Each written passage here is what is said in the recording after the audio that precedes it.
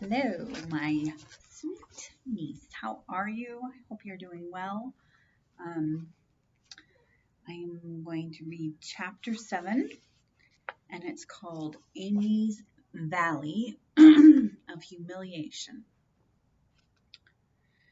That boy is a perfect cyclops, isn't he? Said Amy one day as Laurie clattered by on horseback with a flourish of his whip as he passed.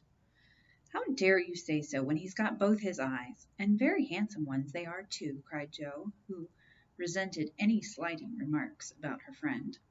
I didn't say anything about his eyes, and I don't see why you need fire up when I admire his riding. Oh, my goodness, that little goose means a centaur, and she called him a cyclops, exclaimed Jo with a burst of laughter. You needn't be so rude. It's only a lasp of lingy, as Mr. Davis says, retorted Amy, finishing Jo with her Latin. I just wish I had a little of the money Laurie spends on that horse, she added, as if to herself, yet hoping her sisters would hear. Why? Asked Meg kindly, for Jo had gone off in another laugh at Amy's second blunder. Sorry. I need it so much I'm dreadfully in debt, and it won't be my turn to have the rag money for a month. In debt, Amy? What do you mean? And Meg looked sober. Why, I owe at least a dozen pickled limes, and I can't pay them, you know, till I have money. For Marmee forbade my having anything charged at the shop. Tell me all about it, Amy. Are limes the fashion now? It used to be pricking bits of rubber to make balls, and Meg tried to keep her countenance. Amy looked so grave and important. Why, you see, the girls are always buying them, and unless you want to be thought mean, you must do it too. It's nothing but limes now, for everyone is sucking them in their desks in school time and trading them off for pencils, bead rings, paper dolls, or something else at recess. If one girl likes another, she gives her a lime. If she's mad with her, she eats one before her face and doesn't offer even a suck.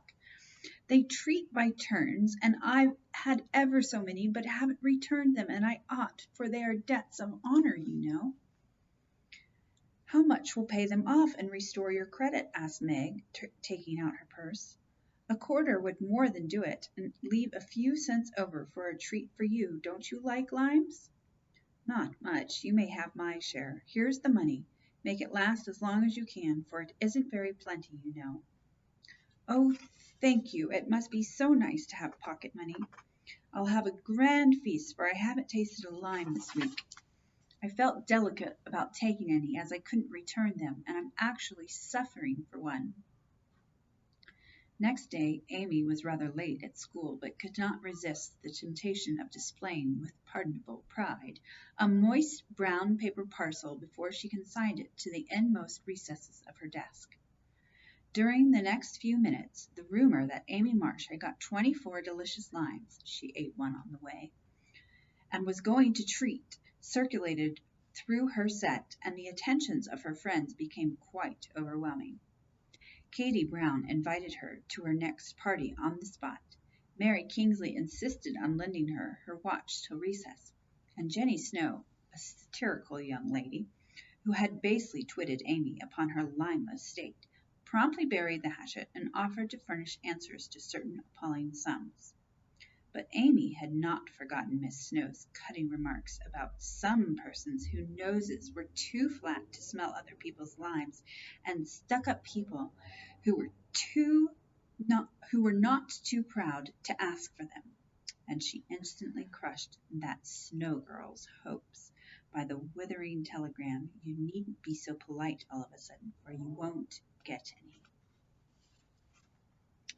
A distinguished personage happened to visit the school that morning, and Amy's beautifully drawn maps received praise which honor to her foe rankled in the soul of Miss Snow, and caused Miss March to assume the airs of a studious young peacock. But alas, alas, pride goes before a fall, and the revengeful Snow turned the tables with disastrous success. No sooner had the guest paid the usual stale compliments and bowed himself out Then Jenny, under pretense of asking an important question, informed Mr. Davis, the teacher, that Amy March had pickled limes in her desk. Now, Mr. Davis had declared limes a contraband article and solemnly vowed to publicly ferule the first person who found who was found breaking the law. I'm not sure if that's how you say that. Feral or ferule. I don't even know what that means. But I'm assuming punish or publicly humiliate or something. Punish. We'll see. Was found breaking the law. This much enduring man had succeeded in banishing chewing gum after a long and stormy war, had made a bonfire of the confiscated novels and newspapers, had suppressed a private post office, had forbidden distortions of the face, nicknames, and caricatures, and done all that one man could do to keep 100 rebellious girls in order. Boys are trying enough to human patience, goodness knows, but girls are infinitely more so, especially to nervous gentlemen with tyrannical tempers, and no more talent for teaching than Mr. Blimber. Mr. Davis knew any quantity of Greek, Latin, algebra, and ologies of all sorts, so he was called a fine teacher, and manners, morals, feelings, and examples were not considered of any particular importance. It was a most unfortunate moment for denouncing Amy, and Jenny knew it. Mr. Davis had evidently taken his coffee too strong that morning. There was an east wind which always affected his neuralgia, and his pupils had not done him the credit which he felt he deserved. Therefore, to use the expressive, if not elegant, language of a schoolgirl, he was as nervous as a witch and as cross as a bear.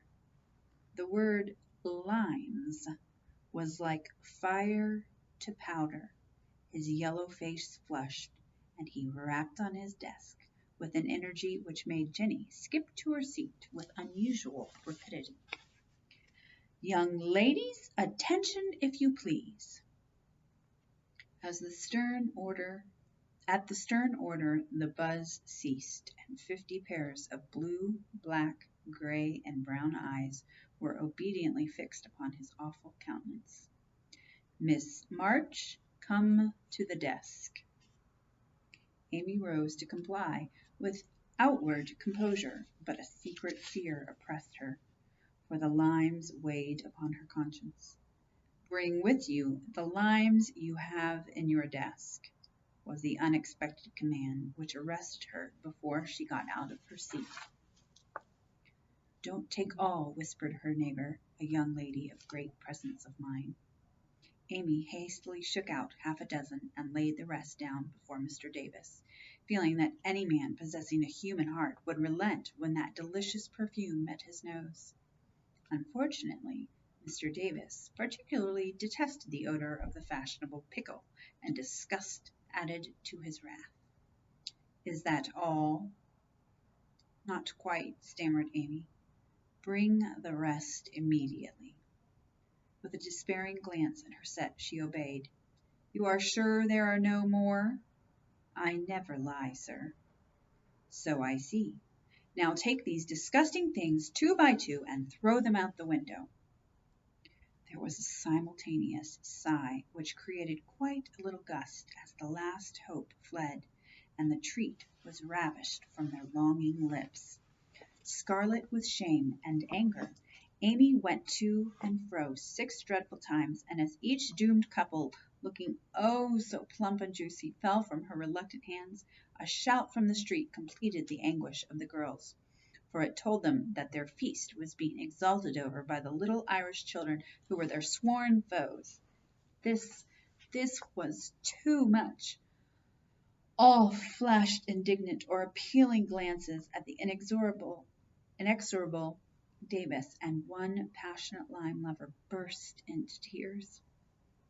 As Amy returned from her last trip, Mr. Davis gave a pretentious hem and said in his most impressive manner, Young ladies, you remember what I said to you a week ago. I'm sorry this has happened, But I never allow my rules to be infringed, and I never break my word. Miss March, hold out your hand. Oh no. Amy stared and put both hands behind her, turning on him an imploring look which pleaded for her better than the words she could not utter. She was rather a favorite with old Davis, as of course he was called, and it's my private belief that he would have broken his word if the indignation of one irrepressible young lady had not found vent in a hiss.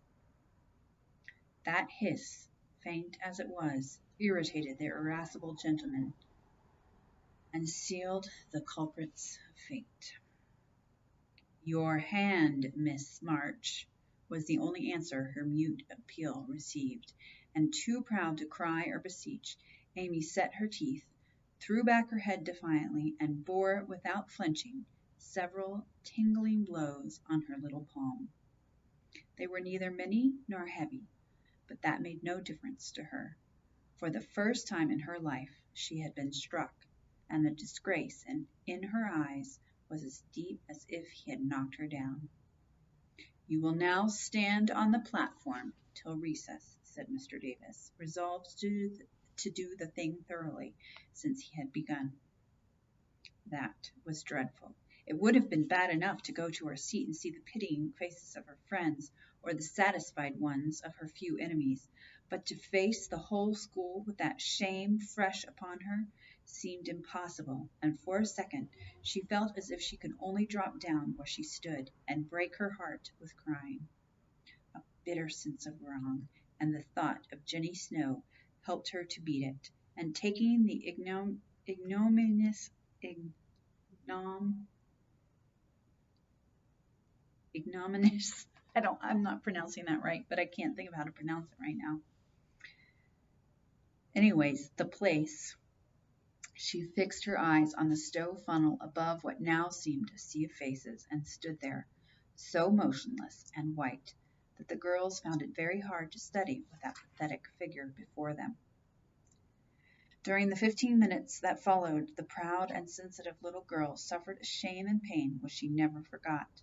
To others it might seem a ludicrous or trivial affair, but to her it was a hard experience, for during the 12 years of her life she had been governed by love alone, and a blow of that sort had never touched her before.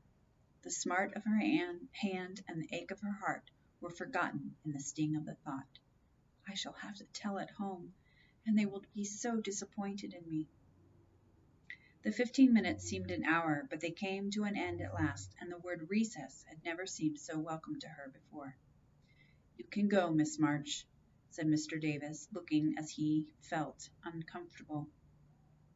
He did not soon forget the reproachful glance Amy gave him as she went, without a word to anyone, straight into the anteroom, snatched her things, and left the place forever, as she passionately declared to herself. She was in a sad state when she got home, and when the older girls arrived some time later an indignation meeting was held at once. Mrs. March did not say much, but looked disturbed and comforted her afflicted little daughter in her tenderest manner. Meg bathed the insulted hand with glycerin and tears. Beth felt that even her beloved kittens would fail as a balm for grief like this. Joe wrathfully proposed that Mr. Davis be arrested without delay, and Hannah shook her fist at the villain and pounded potatoes for dinner as if she had him under her pestle. No notice was taken of Amy's flight except by her mates, but the sharp-eyed the sharp-eyed domiciles discovered I think that's the word. But the sharp-eyed domiciles discovered that Mr. Davis was quite benignant in the afternoon, also unusually nervous. Just before school closed, Jo appeared, wearing a grim expression as she stalked up to the desk and delivered a letter from her mother, then collected Amy's property and departed, carefully scraping the mud from her boots on the doormat as if she shook the dust of the place off her feet. Yes, you can have a vacation from school, but I want you to study a little every day with Beth, said Mrs. March that evening. I don't approve of corporal punishment, especially for girls. I dislike Mr. Davis's manner of teaching and don't think the girls you associate with are doing you any good. So I shall ask your father's advice before I send you anywhere else. That's good. I wish all the girls would leave and spoil his old school. It's perfectly maddening to think of those lovely limes, sighed Amy with the air of a martyr. I am not sorry you lost them, for you broke the rules and deserved some punishment for disobedience, was the severe reply, which rather disappointed the young lady, who expected nothing but sympathy. Do you mean you are glad I was disgraced before the whole school? Cried Amy. I should not have chosen that way of mending a fault, replied her mother, but I'm not sure that it won't do you more good than a milder method. You are getting to be rather conceited, my dear, and it is quite time you set about correcting it. You have a good many little gifts and virtues, but there is no need of parading them, for conceit spoils the finest genius. There is not much danger that real talent or goodness will be overlooked long. Even if it is, the consciousness of possessing and using it well should satisfy one. The great charm of all power is modesty. So it is, cried Laurie, who was playing chess in a corner with Joe. I knew a girl once who had a really remarkable talent for music, and she didn't know it. Never guessed what sweet little things she composed when she was alone, and wouldn't have believed it if anyone had told her. I wish I'd known that nice girl. Maybe she would have helped me. I'm so stupid, said Beth, who stood beside him, listening eagerly. You do know her, and she helps you better than anyone else could, answered Laurie, looking at her with such mischievous meaning in his merry black eyes that Beth suddenly turned very red and hid her face in the sofa cushion, quite overcome by such an unexpected discovery. Joe let Laurie win the game to pay for that praise of her Beth, who would not be prevailed upon to play for them after her compliment. So Laurie did his best and sung delightfully, being in a particularly lovely humor, for to the Marches he seldom showed the moody side of his character. When he was gone, Amy, who had been pensive all the evening, said suddenly, as if busy over some new idea, "Is Laurie an accomplished boy?" "Yes, he has had an excellent education, and has much talent. He will make a fine man, if not spoilt by petting," replied her mother. "And he isn't conceited, is he?" asked Amy. "Not in the least. That is why he is so charming, and we all like him so much." "I see. It's nice to have accomplishments and be elegant, but not to show off or get perked up," said Amy thoughtfully. "These things are always seen and felt in a person's manner and conversation, if modestly used, but it is not necessary to display them," said Mrs. March. "Any more than it's proper to wear all your bonnets and gowns and ribbons at once, that folks may know you've got them," added Joe, and the lecture ended in a laugh. That is the end of the chapter. I forgot about the limes. Pickled limes. Does that sound good to you, though? It doesn't really sound so good to me. But I've never had one, so maybe it would be good. It'd be very sour. Anyways, the next chapter is called Joe Meets Apollyon. Sounds ominous. All right. Well, have a good night or day or whatever. Bye.